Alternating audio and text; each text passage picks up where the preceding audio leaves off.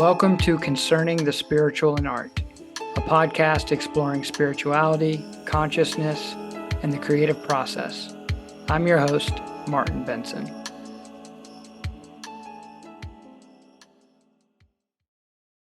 Welcome back to Concerning the Spiritual and Art. I have a really special episode for you all today with Delta Venus, artist, designer, writer extraordinaire.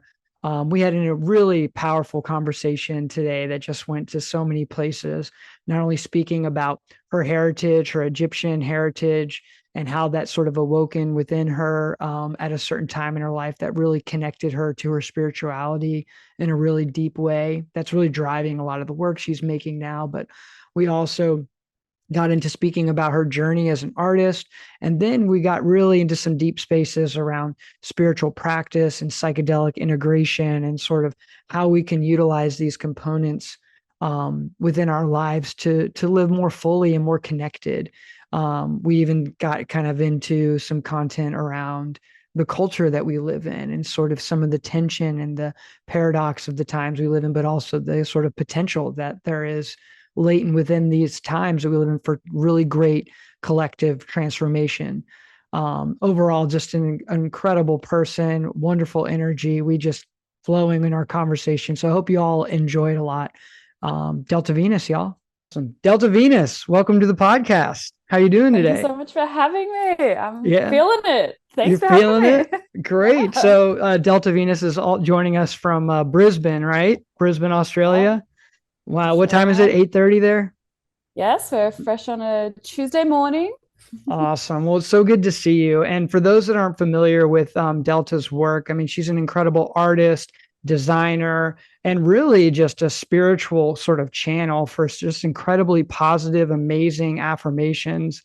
That's part of how I came across your work was through the designs that you're doing, like on Instagram with a lot of amazing affirmations, but the graphic design, the imagery that you're bringing behind it is just like super resonant and has just such a power and gravitational pull to it that I was just became like obsessed, just like looking through all the things that you do.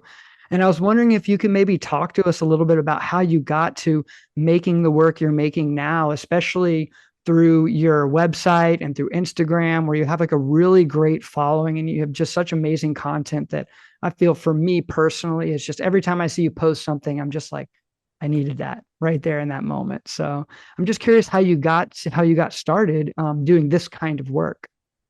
Yeah, thank you so much for such kind words. Firstly, that's always really nice to hear that they resonate. It's such an interesting thing. I feel like everyone has these like really bizarre experiences in their life that like don't necessarily make sense, or you start to collect all of these different expressions of yourself and you're like, oh, like where did these all fall into something? And it's sort of naturally happened for me that these little bits and pieces over time have all come into this work that I'm doing. I mean, like from the graphic design perspective, I worked professionally as a designer and ran a design agency for most of my 20s. But before that, I was always making art and creating. And I mean, my ego probably identified as a writer for most of my life before that.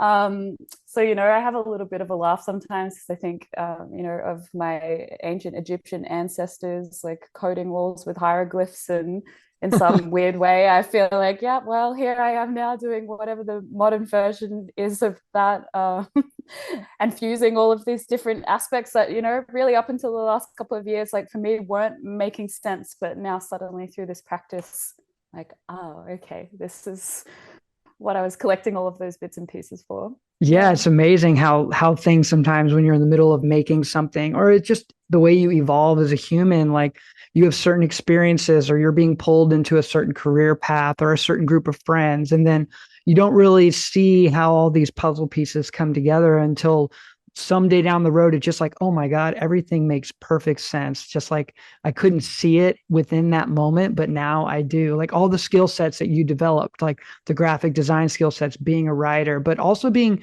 tapped into your your ancient Egyptian heritage. And I find that to be a really fascinating component to like the quality of spirituality that you express through your work. Have you always been connected with sort of ancient Egyptian wisdom and the spiritual traditions like woven into that? And if not, like how did that begin for you to discover it?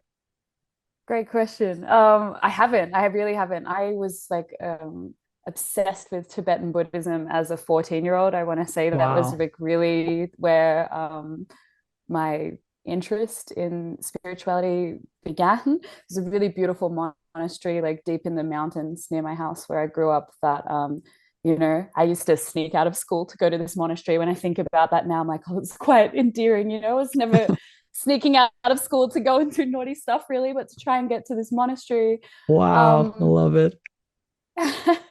so I guess I'd like had this taste for this way of thinking about life earlier on, and I started to really I guess like just search for more of it. I got a little bit into Vedanta Hmm. later on in my teen years.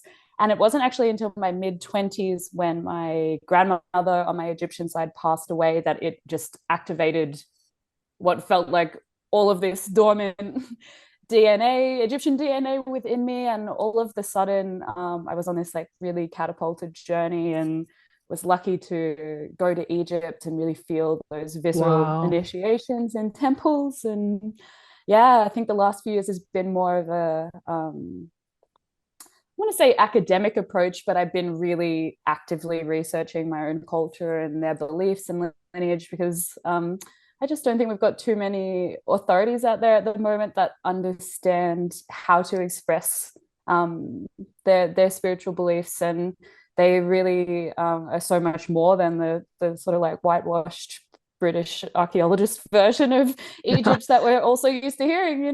So Yeah. yeah, No, that's amazing. I mean, I've always been fascinated by the spirituality woven into ancient Egyptian culture and the mysteries just surrounding the pyramids. And I was listening to a podcast the other day with Graham Hancock and Randall Carlson, these two like big sort of archaeologists and mythologists and journalists who are looking into like our ancient past. And they talk a little bit about like Egypt as like really like a sort of beacon of like advancement in culture in a time that we have totally forgotten.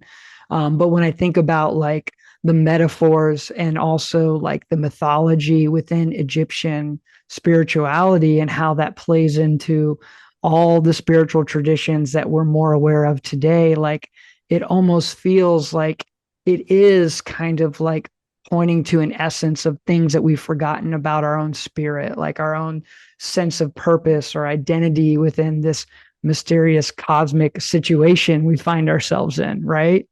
Is totally, there any totally. specific component to like the sort of Egyptian lineage of wisdom that like really drew you in the most? Like any story or any figure or any sort of thing that really kind of like just catapulted you into like the depths of learning, like you were talking about?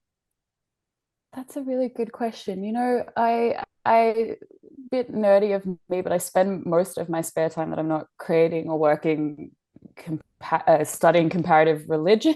Hmm. I love looking at all different spiritual practices from across the world. And I think for me with Egypt, it was realizing that I'm like, oh, there's this story of this Christ story with this immaculate conception and this being that came in a really similar way that we see with the story of Jesus. And really, I'm starting to notice across many cultures, we see these stories. Um, but, I was speaking with a friend yesterday, and we were saying we could hear the story of Osiris, Isis, and Horus a million times. And each time you hear it, there's like a new detail or there's a new way of understanding it. So I know this is sort of veering away from what you said, but I think for me, like the biggest unlocking with ancient Egypt was realizing that it is a metaphor for an inner experience. Like it's not these, anthropomorphic deities that are external of us that we pray to and worship as something that isn't within us. And I think approaching learning about Egypt from that perspective and understanding, okay, this deity represents an essence that is within all beings. Like, how do I understand it as myself and Wow. bring that meaning within me?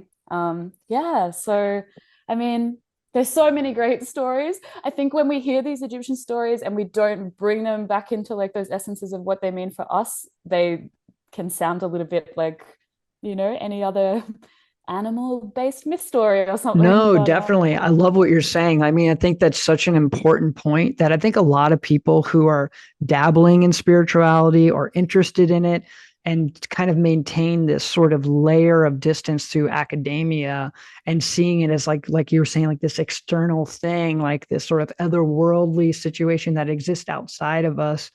But really, when you internalize them and you realize, like what you're saying, like they're like these metaphors and these stories are really trying to illustrate to us what's actually going on inside and sort of the capacity and potential we have for higher learning, higher insight, deeper love and compassion. The mystery of reality is like interior, it's not an exterior thing. I think that's one of the biggest hangups a lot of people have when they think about mythology or religion is and the reason they want to write it off. And I think about this with Tibetan Buddhism too. They think it's like this just outlandish, creative, imaginative, otherworldly thing, which it is, but it's not applying in the way that we would apply toward factual based material reality that we're so attached to. You know what I mean? totally, totally. Yeah. It's so it almost like from an art perspective for both of us, it just flattens something that's so multidimensional, like it Yes. makes it this 2D image of something that I'm like, oh well, but what about all of these other aspects of that? And for me, I think it's like almost like the barrier that most people experience in understanding spiritual concepts but not living their resonance through their experience of life. It's just not being able to bring all of that, those ideas or those concepts, and bring them in and feel them as their own experience. So Mm-hmm. yeah. And I think that's what a lot of your art kind of is pointing to in a lot of ways is like how to like turn the consciousness from being so outwardly pointed and turning it back in on itself. Like looking at your glyph prints, like I love the way you kind of organize your website, like all the different sort of levels and prints and aspects of what you're giving away. But the one that I love so much, I'm going to read it. It's life isn't happening to you or for you. Life is happening from you. And I think that speaks a little bit to exactly sort of what we're talking about is like we have to recognize that like all of these components of the mystery of reality begin inside our own heart and inside our own mind. And we have to begin in that place, sort of excavating what that space is like in order to be able to express authentically the experience that life is and the nuances that are involved and the contradictions and the paradoxes. Like if it's not a lived experience, it just becomes attached and obsessed over by the ego. And then we lose the whole point of everything. Totally. Well, one of the teachings from the Kemetic wisdom or the ancient Egyptian wisdom teachings is that it's almost like a sin if you have knowledge and then you don't apply it through your experience. It's considered like hoarding a resource or something like that. Mm, And that their belief is that unless you solidify knowledge through experience, then your consciousness will forget it when it moves through this incarnation into whatever it does next. But anything that's solidified through experience is then retained through all of your different experiences, or incarnations, or however you want to say that. I mean, that makes perfect sense to me when I think about like I loved how you use the idea of like, when you're speaking about your late grandmother passing and how it like activated something in your DNA. Like, you know what I mean? Like a memory or like a resonance that was encoded there, just like sparked and awakened.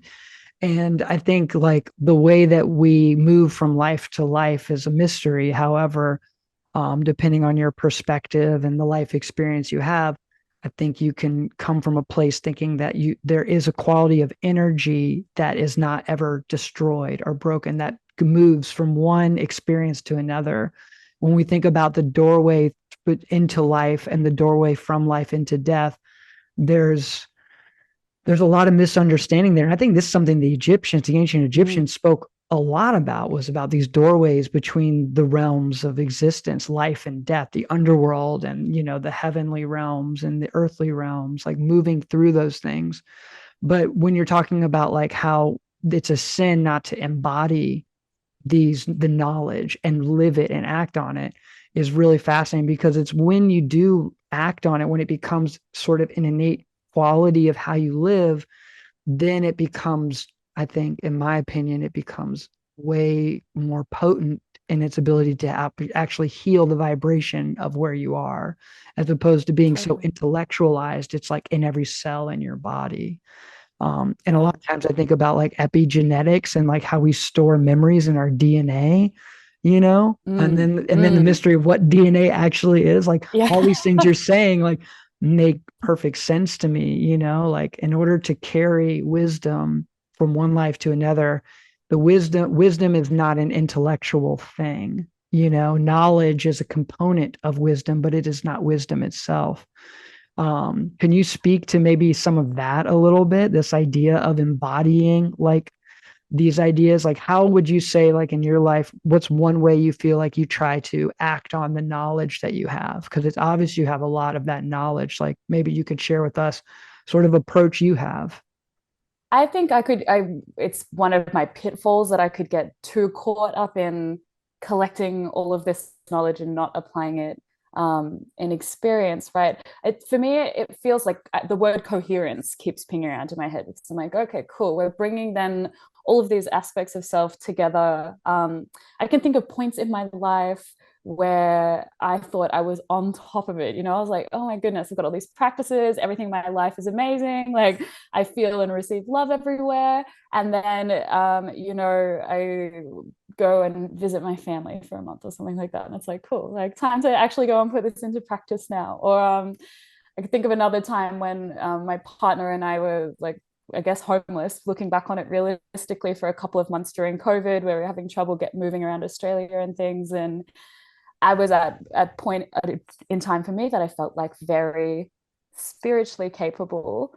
Witnessing yourself in action is like a totally different situation, and I think it's like a really humbling experience, and one that reveals to you, where there might be a gap in between an understanding and actually like an embodied experience of that understanding. And for me, it's a little bit of like building a muscle mechanism, or if we're thinking epigenetics, or even I'm thinking like neural pathways. It's just that process of going, okay, I see this new choice or this new understanding or a way of thinking about something. I might have this like older pattern of behavior that my body really like wants to continue to play out.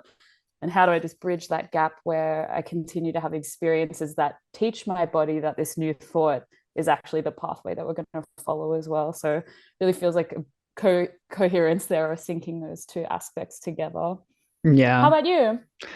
Yeah, that's a great question. To continue to contemplate, like I threw it out at you, and then when I think about it, it's I think the when you embody, like, let's say the knowledge of like we're all one, right? Like, and it's a cliche thing that like people want to say cliche. I don't think it's cliche, it's the truth.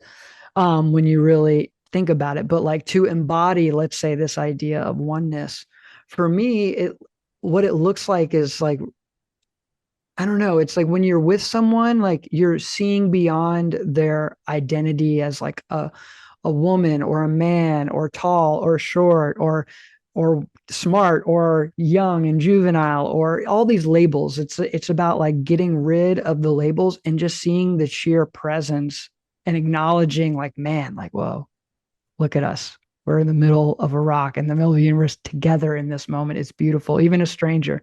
So when I look at them, I try to just remember, like, like they are not all these things that they're projecting out or that I'm projecting onto them. Like there's something else there. And so for me, when I start to recognize that, my heart just feels a little warmer, and I feel like I can be slower and kinder and not so Mm. reactive. And so I try to embody the idea of oneness by recognizing myself and everyone I meet. But that's easier said than done. Your ego is so Totally. strong, it Even grips as you. you're saying this, I'm thinking, there's cycles to this as well, like layers of embodiment, if you will. Because this oneness example that you brought is awesome, because it's one I've been thinking about a lot this year, right? And I love that you first went there with that oneness between two humans, because then we can extend that beyond like oneness with all life here. I've been moving through, like, we have lots of killer bugs here in Australia. It's been a real process for me to be like, hey, like, you see that same divine essence in you and that bug. Like, we're not going to kill that bug. We're actually going to revere it and coexist with it, and not see not, yeah, I guess not be existing in that resonance of separation. And so it's so interesting how we continue to embody an understanding on deeper and deeper levels throughout our journey and experience. Yeah, definitely. I mean, for me, like I even look at the plants and like even like inanimate things, like everything is buzzing with aliveness Yeah. because it's all consciousness, you know? Totally. I love that But you said an inanimate object. I don't think many people go there, but I'm like, this is like a whole new different level of this once we're feeling that energy and, things yeah, that like feel once you still. like get beyond like I don't know, the limitations of like this sense of self being the boundaries of your body, you know, and seeing that like the awareness that is seemingly bound by the body is permeating everything that you can be sensitive to, right? Like the Mm. doorways through the ears, the eyes, the nose, the mouth, like our five sense doors or whatever. Um, yeah, they're open and their boundaries, openings and closings, but are those really like temporary limitations that are put here for the sake of who knows? You know, I think about like some big psychedelic experiences I've had where I've like Mm. felt that in such a deep way, like in all my senses, like this feeling like I'm that table and that light and that plant and then that person. Like it's all consciousness, it's all buzzing with aliveness, it's all beautiful and perfect in every single way, you know? And then you come down from that and then you know, it's hard to like remember that or recall that, you know, outside of like feeling it with every ounce of your being. But I think the memory of it is crucial because it showed me my potential to be connected to life. And so I try to like call on that in the world as much as I can. I love that. I love that so much. I have to just say out loud for anyone who's just hearing this and can't see us, like, oh, the energy is just beautiful. Of course, it's like such a big part of my process, like seeing this energy. But I think that's like a huge missing part of the puzzle as well, is that integration, right? We have these like huge experiences of oneness, and it's like so visceral. And that's like a huge part of the puzzle as well, because I think to imagine future experiences that we want, we need to have that feeling, and so like Mm-hmm. experiencing that feeling is so important. But a lot of the work that I do in workshops and one-on-ones is really helping people to integrate these like one-off big experiences or feelings that we have, through plant medicines or Mm-hmm. awakening experiences or whatever it is, and say, okay, like how do we have more of that feeling in our day-to-day lives, like without any stimulus? Or how can you naturally bring yourself into that resonance as Yes. often as possible? Yeah. I think that's the most important thing, you know, and I think that's where we're entering very tricky territory with this kind of psychedelic renaissance and spiritual renaissance, you know, with and in a time I feel we need it more than ever. But integration is like without it, it's chaos. I think that's what the 60s kind of were, you know, when the psychedelic boom and the Eastern wisdom traditions were flooding into the West and everybody was high, high, high all the time. But then, you know, the 70s and the 80s came around and then it just kind of went underground again a little bit. But the Yeah. integration, like the skill, I think about like this term in Buddhism, upaya, skillful means, like the ability to skillfully harness the potential energy to feel oneness, to feel love, to feel compassion and connection, and put it into skillful action is like that Mm. is where the rubber meets the road. And so you can have these huge openings, whether it's deep meditative experiences or a breath workshop or sound healing or even just an outrageously wild lucid dream, like, you know, or for some, it's just like a moment that they just woke up for a few seconds in their life, like nothing catalyzed it externally. But if we can't Totally. integrate these things into our way of being, we lose them, we lose the power Mm. of them, or we misuse them, and the ego identifies with the experiences, me being special and everyone else is Yeah, not, and we see that happen a lot too. And so I totally. think in this sort of space we're moving into, like we need people who can help others integrate. And I think art in some ways can serve a vehicle not only for opening and inspiration, but also for grounding and integration, you know, as well. And I don't Totally. know, I think about that really, a lot because I think these deep spiritual experiences, especially let's say a psychedelic opening, it shows you your potential to love, right? But if you can't bring that to earth, if you can't bring heaven to earth, right? If you can't embody it, then I can't say it's a waste, but you're not really harnessing the potential power of what that experience was really showing you. And I see Totally. a lot of that too in these spaces as well. And so the term like coherence, like you said, is really sort of a byproduct of integration. Would you agree? Like to Totally, feel the totally. I was just coherence. actually thinking these concepts are very nicely paired together. It's Mm-hmm. I think it's so evident for me in like the most mundane daily task. I think about if you've had this, let's keep using the psychedelic experience because I think it's like a really nice one, but you have this intensely unifying psychedelic experience, and then the next day you walk past your neighbor and you can't smile at them. I think that to me that shows like a massive dissonance, or that Yes. like something there's not that integration, or there wasn't the coherence.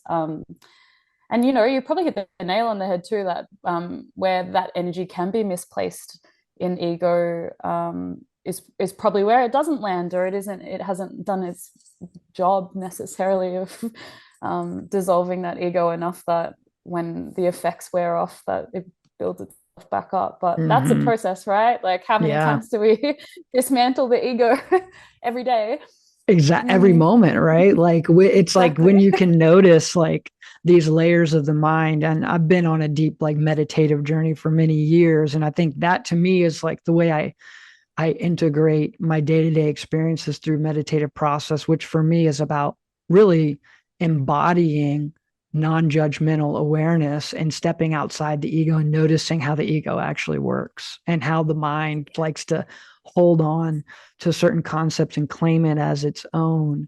And so I think the practices like that, like yoga, meditation, even like investigating and embodying and learning like wisdom traditions, like what you do with like the ancient Egyptian wisdom traditions, like those can give you roadmaps for integration, I think, as well, because it can give you a sense of understanding this big cosmic reality that we're a part Totally. of. Totally. How do Um, you, I mean, sorry, your podcast, I shouldn't be asking questions, no, but do no, you yeah. find that artistic practice is like, I really find creation to be so integrating, but I have two questions, I guess. Do you find that that's part of your processing practice? And when you create, do you feel like any possession of what you create? Like, do you feel like your ego ever wants to come in and be like, that's what I made?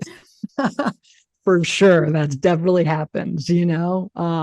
But I don't know, for me, I'm really into ritual. I like to build ritual around a lot of what I do in life because I feel like it just sets the resonance scale or the tone of what's happening. And so even with my painting, like I view it as in a lot of ways, like I look at like how you describe what you're doing, like you're a channel.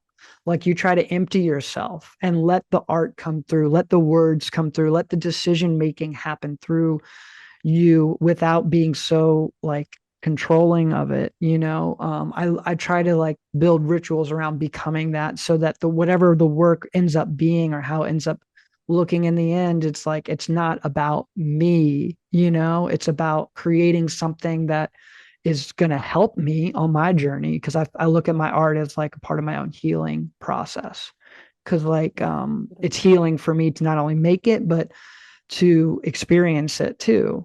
And but I also look at it as like an offering of my own intention to heal deeply. So it's like the painting becomes an act of healing, and then it becomes, for me, the way I like to think of it, and I would imagine you might feel the same way about your work, is like then it becomes like an energy portal for healing for others who might resonate with it. Because not everyone I know is going to resonate with what I do. Like that's just not reality. But there's probably one person out there, or a couple people out there who might get a little bit of the healing energy that I tried to heal through it with myself while making it. Does that make sense? Totally, it does. I talk about this with my partner who's a musician a lot. And I'm like, why is some music so powerful and some music just sucks? Like, what is that? And we, both sort of adhere to like a belief that we're just using these mediums to transfer energy, right? So I'm like, when Hmm. you're talking about that beautiful healing energy that you're in, and that I certainly feel like when I'm in that creative process,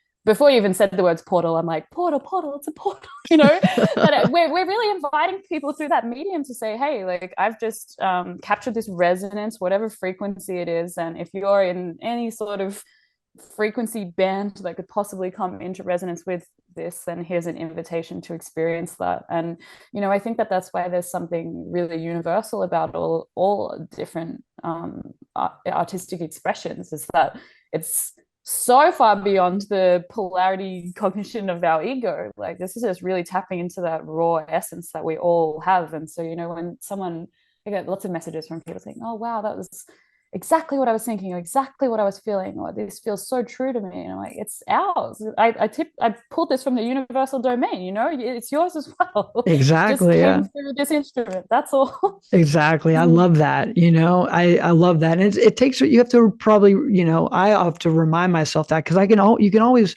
the more you get to know your ego, the more you can see its subtle working, the way it wants to hold on to things and grab things. And so, like, even in my own work, like if I find myself like obsessing over a painting or something, I like have to catch myself, be like, let it go. Like, you did it. Now let's move on to the next thing, and let Yeah. it live its life. Let it live its life and do what it's supposed to do. And I think that is the beauty and power of art, is its ability to transfer energy, like you Mm. were saying, and it can be in any form: music, visual art, even a great performance. Like when you see a great performance, like you're transported, and there is a transmission that happens through that. And I think the best art that I experience or have experienced tends to come from that place where the artist or the performer, whoever, has really either purposefully or just happened so or unconsciously entered the vessel space where they are no longer the doer. The doing is just happening through them. And I think you can feel that. And what's interesting in our culture, I don't know how it is in Australia, but in America, with our music culture, a lot of the popular music is really centered around a lot of materialist concepts, sex, drugs, partying, material, cars, jewelry, all that. I mean, it's been that way for a while. And the feeling when you listen to that kind of music versus when you hear something, I don't know, that speaks to your soul, it's so apparent. But I think what's interesting is, like, as much as art can heal and like help point us to a quality and energy that we are cultivating or want to have, it can do the opposite too. It can further entrench us in identifying with materialism and egotism. And I find that tension to be really tricky to battle with. You even can see it in visual art, in certain visual art as Totally. well. Um, Yeah. I think I this don't, is a huge part of it, right? And that I'm like, I think people should think about like everything that they consume in this way. That I'm like, everything, like if we're moving away from art and we just thought about food, right? That like really nourishing food, you can feel the, I want to say feel the love that is in it. But like people say the secret ingredient is love for a reason, right? It's that yeah, you intention, it's that can. energy that you put into it. And it's like some people accidentally creating dissonance, some people are intentionally creating dissonance. Like there's this whole spectrum. I think I wrote a post years ago that was like create from your resonance. And for me, like I won't create something if I don't feel that I can get out of my own way. It's like, oh well, why Yeah, would I bring something through my ego that's not for anyone other than just for my own satisfaction? yeah, I don't need that anymore, so it's like I would go and do something else rather than express from that place. And I think it's also a really important thing for creators to be really aware of when we're yeah. when we're bringing something forth as well. It's like, what place are you in? Where are you creating from? Yeah, because it's so powerful, like beyond even what we can even understand as artists. Like, like, because there's so many Totally. mysterious components to the creative process. And I think, yeah, that idea of like surrendering yourself to it and trying to get out of your own way is so crucial. And I think there's a lot of artists and art that comes out where, like you're saying, it's not necessarily on purpose, but like it's the motivation and the intention behind the work is not coming from a place that is maybe mature, you know? that has some life lived, some wisdom behind it. There's a sense like sometimes, I don't know, we live in a weird time with like influencer culture and like kids wanting to be famous just for being famous, and things like that. And you see a lot of sometimes art coming through with that sort of intention as well. And I teach art. I don't know if you know that, but I'm an art teacher as well. So I teach students, Local mostly students. high schoolers, Cool. and yeah, it's fun. It's a lot of fun, especially at this sort of stage in my life, like where I'm at. It's a lot of fun, but it's also challenging too because I can see the world that they're dealing with. It's different than I grew up. I didn't have social media till I was in college, and it Yeah. wasn't even near what, and that's when it just started. So it wasn't even near what it is now. So like I find myself wondering sometimes when I look at younger generations, like how are they able to parse through all the ego identified BS that's out there, all the content that's out there that is really just feeding these parts of our mind and our heart that are really not going to be of service to us in the long run. Do you notice that too? And where you I think are? I teach a little, just one little kid in my area art, and it's been super illuminating witnessing that experience. So I guess I have a little bit of a synergy here, but I think like there's pros and cons, right? Like they're also living in a time where like there's more freedom in expression than there's probably ever been, and there's True. less Mm-hmm. like structure around expectation. I can think of probably when we were younger and it's like here's a still life painting, and like there were very sort of structured ways about approaching creativity for me. But maybe maturity was the right word there. I feel like life kind of chews you up and spits you out enough times that you start to realize that, oh, I'm not actually like benefiting myself or others at all by creating from that place that is just to try and achieve a certain outcome. Mm-hmm. And like so many people, I can even think of not that long ago in my own career where I was like, oh, Yeah, I'm me working hard too. so that I can have exhibitions and be a famous artist, and oh, my ego like will be so rubs the right way. I had a couple of exhibitions and I was like, oh, this isn't it. I can feel that this isn't it. Yeah. I will still have people now be like, are you going to do an exhibition anytime soon? I'm like, I don't, mate, that's it's not a great financial decision, and it's I don't need it for my ego, so I'm not really sure why I would do that in that way for me personally at the point that I'm at in my journey. But Yeah. yeah, I mean, with your high schools that you teach, like what are you teaching them techniques? Because I also think too there's like something really special at the moment in guiding these young ones away from following too many rules or processes as well, or like really teaching that creative artistry of exploration and not Yeah. limiting yourself or your expression as well. Yeah. For me, I think it's all about that balance because I think there's an empowerment that comes when you develop a real sense of skill in something, right? When you really put your time in Totally. and develop skill, like it empowers you to work with your hands to be able to manifest something that existed nowhere else but inside of you and bring it into this world. Like I think that's probably one of the greatest qualities and gifts of the human being is our ability to bring forth something from within ourselves and into this shared space. I think it's an incredibly important, it takes a lot of responsibility. I think when you're really doing it, you need to be more and more conscious of it because it's such a powerful tool. For me, it's like about a balance of cultivating skill and confidence and empowering them with technique in some sense, but then opening the doors and just I ask a million questions. And I feel like the question is the greatest tool you have as any kind of teacher.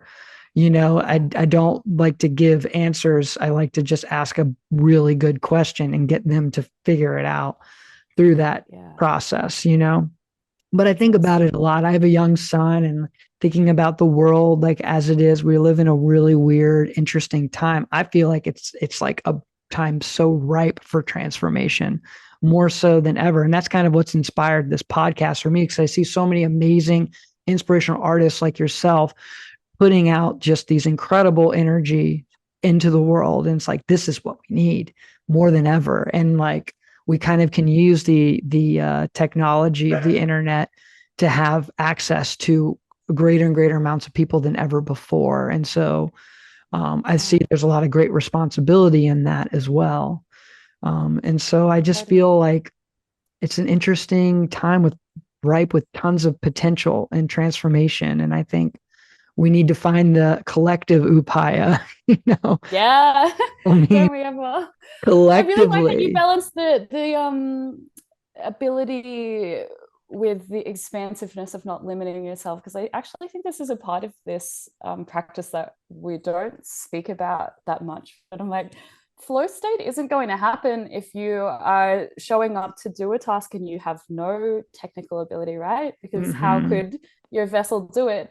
It's something that it didn't really come to my attention until probably the last month, that I was like, oh, hang on a second. I experience flow more and more frequently because I have built up my skill set in a way that it happens automatically now. I'm not sitting there Yeah. trying to think about how to do things. Yeah, you're so So familiar with your materials or with your medium.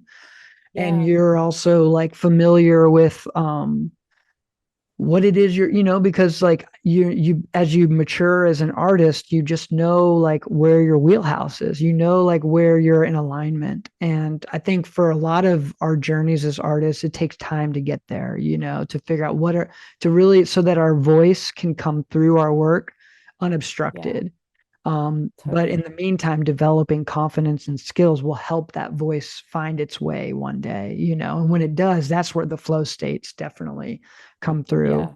Yeah, I yeah, look at art practice for myself as a form of meditation, like really me being too. conscious and intentional, building ritual, creating this container for, and some people might look at it and be like, oh, you take it so seriously. And I'm like, I don't really take it that seriously. Like, I have fun with it and I enjoy what I do, but like, I see that there's so much potential power and positive impact that you can make by making something authentic, Yeah, and I think yeah, that's something we need. And that's something I really feel from all the work that I see from you is just authenticity. It's like you just feel it when you see it. You know what I mean? Like we see a lot of, people who can do similar things as you do in some ways, like putting words to like images. But the way you do it is just on a totally different level, because the imagery and the creativity and the imagery that you couple with the writing is just, it's spot on. It's oh, amazing. thank you.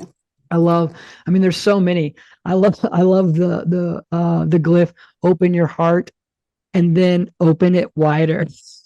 Like, like just like so simple, but it's like, because it's like once it starts to crack open, like then it's like there's just so much more potential for it to open, more than you've ever imagined. Do these, what comes Totally. first, like the imagery or like the text and the words?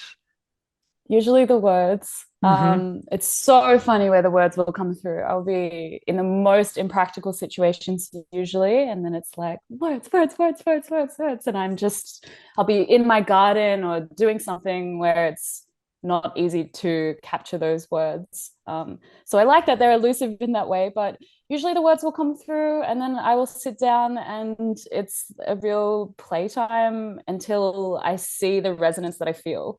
That's usually Hmm. what it is. I'm like, again, with that Yeah. coherence, it's like, okay, cool. Well, Yeah. you can say something to someone, and words are just so divisive and polarizing in so many ways. And that's just when I'm speaking within the English language. Then Hmm. to go beyond that with different languages and our translation issues between different languages and things.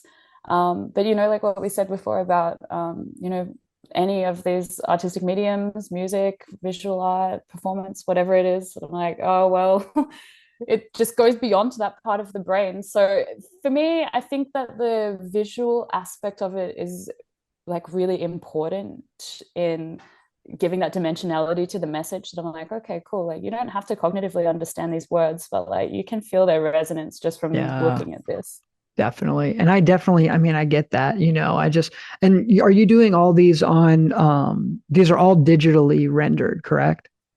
Yeah, they are. I'm working Wow. across a few different programs at the moment, so I usually do a little bit of a little bit of playing around on my iPad in Procreate, and then I'll bring it onto my computer. I work through a few different Adobe softwares as well. Yeah. But I find like looking at your beautiful oil painting behind you is reminding me of a few years ago where I was really focused on tactile mediums like that. And I'm like too frustrated doing it now because the process moves so quickly for me that I don't have the patience to wait for mediums to dry. And I know. like, come on, no, I've got this, like the concept is right here, but it won't be here all day. I have to move it through me. Yeah, no, I mean, that's the beauty of the technology now is, I mean, it's not about the medium. It's a tool. It's about the Yeah, person using it and the intention behind it. That is the most crucial, the most important. And really, you got to just find what tool, what medium, what process helps you get in that flow state, helps you get in that space where you can get out your own way a little bit and you can become that totally. channel and that vessel, for higher consciousness, for deeper states of energy that you want to transmit. And I feel I don't know. I just feel like it when you feel it. And so like, and there's such an incredible variety. I'm like kind of just like scrolling through your website. So y'all, if you haven't seen it, you got to check it out because I mean, it's just the versatility and variety in ways that you're doing things, but then also certain things like are repeating in very subtle ways sometimes. I mean, it's just very I don't know. I'm grateful for you and the work you're doing and what you put out there. I look forward to your posts anytime I see them. I'm just like, Oh, thank yes, because you. they really do speak volumes, for how we can almost just change our mentality in a moment. Like sometimes like reading some of the words and seeing the images behind it can just like flip the switch in the mind and bring you into a new resonance. And I think that's the power of art as well, is to kind of get you out of your funk. Like when a good Totally. song comes on that just makes your body want to move and groove, like Yeah. it's just Yeah. like gets you unstuck, lets the energy flow and move through you. And I think visual art does that as well for people. And just really Totally. appreciate, what you're putting out there. Thank you. Are there any kind of like personal practices that you like to do to like kind of help get out of your own way? Like, are you into yoga or meditation? Do you do any sort of specific spiritual practice or routine? It's so funny when I get asked this question because I'm sure, like you, like so many of my practices are habits now, they're not, Hmm. when I use the word habit, because I'm like, they're quite automated. It's not something I think about. But yes, I meditate a lot every single day in the morning and the evening before I go to sleep. Right. Um, I on and off practice different types of yoga. I love moving my body intuitively. I have a like non-negotiable practice with sunlight and Mm, breathing. So for me, light, breath, and water, like really fundamental keystones, just how I feel more connected to my body. But I want to say like the most overlooked and probably the most valuable practice for me is just listening, like really listening.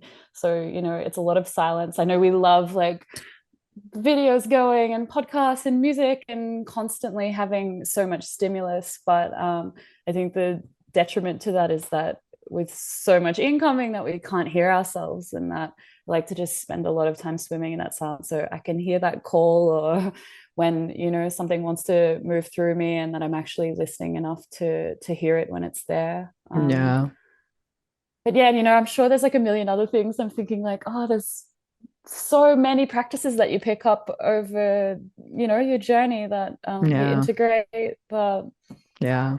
No, yeah, I mean, and just creating every day, like honoring myself with that space of like, hey, actually, like this is my greatest desire, is to create something. I feel healed every time that I do it. hmm Um, so, like don't, I think we're in a time where a lot of whatever creative practice it is, I'm trying to remind people too, like pouring love and intention into creating a meal is exactly the same energy and practice as like sitting down to do a painting. Yeah. But we're in a time where it's like, oh, if there's not a lot of outcome, or like we can't see a result, or it doesn't fall into the capitalism model, then that's a hobby, or that's an extra activity that you do that's just for pleasure. And just feel like saying, prioritize all of these practices as essential as, bathing or going to the bathroom or drinking water, because they're just as valuable to you. Yes, so true. I love putting it that way. It's like hygiene for the soul and for the mind. Just like, we have to take hygiene, so our teeth don't fall out of our Totally. face and our, you know what I mean? Totally. That we don't stink up the neighborhood or whatever. Yeah. There's certain things, but like we neglect the interior, hygiene, the hygiene of like, what are our thoughts? What are the patterns in our thinking? And Yeah. how are we talking to ourselves? I think that's one of the big transformations that um I've had for myself is like listening to my own self-talk and like, you know what I mean? The judgmental mind, like the part of our mind that wants to scold and say you're this or that and try to, I don't know, it's a weird thing, but when you become aware of it and you see that it's this illusion of programming that was not yours to begin with and start dismantling it, there's so much more space to love and have Totally. compassion. Yeah, I'm sure people listening. think I'm a crazy person. I'm talking to myself all day. Like, lucky that I work from home and there's not any judgment of that. But, I think even having like a healthy rapport with that inner voice, I can certainly think of a point in time where I was just so aware of, as we all are, being our own like biggest critic. I still witness those moments when it happens now, but I will have the biggest laugh with myself, like, oh, we're Yes. telling those stories again. Like, Yes, okay. yes, yes. I know. I love doing that too. Like catching like the old patterns in the mind that are still trying to find a place to root, but like Yeah. you're not giving it the fertile ground that you used to give it unconsciously to take root in your mind, And so like the listening practice you were speaking to, I find to be so valuable. I'm really drawn to doing a lot of meditation where I just focus on listening, like listening to the sounds and like kind of focusing on impermanence and feeling the experience of impermanence or like constant change through listening to all the sounds that are changing all the time around me and honing in on that. And I find that to be such a powerful space creator within myself because, Totally. we don't there's so much chatter in the mind, that we don't actually ever listen to things purely because there's always this backdrop of narration happening. Yeah. And I think over time, and it takes time, y'all, like, especially if you're starting a meditation practice, like being gentle and slow with yourself is always the best way to go. But eventually, Yeah, with, I yeah, have to interject here because I'm like, everyone starting a meditation practice is like, oh, it's like, I can't stop thinking the whole time. And I'm like, me either now, years deep. The first 15 minutes, I am nonstop, da, da, da, da, da, da, until then it yeah, quietens down, and I'm like, even you will hear your most practiced meditators, but I feel like such a missing piece of this puzzle is like having the patience with yourself, like, and the mm-hmm. commitment to just showing up and waiting to witness the change, because you're not going to show up for meditation and have the same experience of it every single day for 6 months. Like, eventually there's going to be a Yeah. transformation in that experience, but Yeah, I find it's different yeah. every time. And that's what I remind myself. Like each meditation is as unique as each moment, you know? It's just Beautiful. like, and so, but it's, the attachment to an outcome, like you were talking about earlier, like this Mm-hmm. obsession with results. Like that is definitely a huge sort of stamp of our culture is like result oriented culture, not Yeah. process based. And so Yeah. when you can start to let go of that a little bit, and see and watch the mind as it goes through all of its lists and chatters with compassion and with a little lightheartedness, like you're saying, like laughing at yourself. I do that all the time. Yeah. Like when a really Yeah. absurd thought crosses my mind, even like a crazy judgmental thought, I'm like, whoa, hey, That was oh, creative. Look like at you whoa, like go. look at that, but like creating that, I think that first step for a meditative practice is to cultivate that space between awareness and thoughts themselves, and then Yeah. then that gap gets bigger and wider, and then eventually every now and then the faucet shuts off in the mind, the thinking mind, and when that happens, that's where energy is flowing in a very powerful way. And But it's not going to happen every day on every practice. Yeah. And that's not the point, because that just becomes another result to be attached to, right?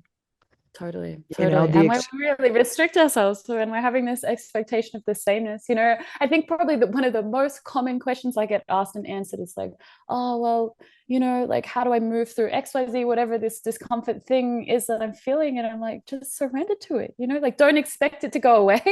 Don't expect anything to change. Don't expect it. Just release the expectation and show up for the isness of the moment. And, yeah, in meditation, in art, and whatever that is, like, some exactly. days that looks shit and some days that looks incredible. Exactly. It's so true, because yeah, it's every day is unique, every moment is unique. And there's the idea of trying to be, that you can be perfectly present to every situation, every moment is just an impossible task to try to like uphold. It's just about consistency and gentleness and recognition. I think recognition is key. Like if you can, when you begin recognizing the patterns of your own mind, then you can start to Yeah, dismantle them, but you can't dismantle something you're not aware of. totally. um yeah, it's a beautiful journey to be on. I'm really grateful that it's come into my life, and I see more and more people getting into it than ever before. And that's what, and like I was saying earlier, like with the sort of meditation coming into the sort of mainstream consciousness as being like something that is actually viable, because of all this, because a Mm, lot of people need the scientific data. Some people don't need yeah. that, but a lot of people need that, and it's all there backing it up. And then you have the psychedelic, renaissance happening at the same time with all the incredible data. Mm, And so it's what we need more than ever is people who can help guide and integrate and create that coherence like you were talking about earlier. And I definitely see you, Delta, as someone doing that. And I'm just really grateful thank you. to connect with you in this way. And I can see us having a lot more, conversations and going deep. Oh, totally. We're coming up on an hour. I know it's the morning and I don't want to take up too much more of your time, but I just want to express gratitude to you and for what you're doing. And this was a great conversation that I think to be continued. We'll have to circle back sometime down the road and do it again. I'd love that. Thank you so much for having me. It's I feel very grateful that you're opening up this space to others, and I can totally feel your intention for what you're doing here, and it just feels really good. So Yeah, it's going thanks to be for a lot having of me. fun. I'm Yeah. grateful to meet people like you. So thank you so much again, Delta. Y'all check it out, Delta Venus on at Instagram. I'll have everything in the show notes to her website and anything else of note. So be sure to check out the show notes. So thanks again, Delta. I'll see you soon. Okay. Thank you. Bye. Peace. Thank you all so much for tuning into this episode of Concerning the Spiritual and Art. If you like what we're doing here, go ahead and hit that subscribe button so you can stay in touch and in tune with all the amazing offerings that we're going to be bringing to this channel. Thanks again for all your support. Super grateful, and excited to bring more content your way. Peace, y'all.